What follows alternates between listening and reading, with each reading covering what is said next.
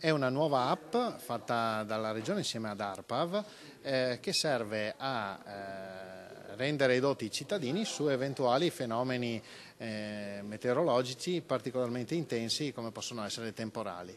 Di siti e applicazioni che annunciano maltempo che poi non si verifica, la Regione ne aveva abbastanza. Così, per dare un taglio alle fake news sul meteo, il Veneto ha messo a punto, tramite la sua agenzia ARPAV, un'app per smartphone che allerta l'utente sull'arrivo di precipitazioni intense o molto intense.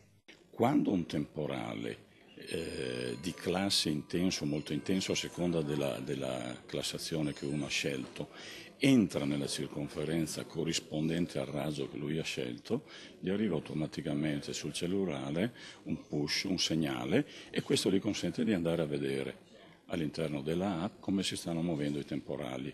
La presentazione ufficiale di App Temporali stamani a Palazzo Balbi, uno strumento divulgativo e di autotutela della cittadinanza in caso di situazioni che possono causare danni o più semplicemente per programmare una gita fuori porta, in montagna come al mare.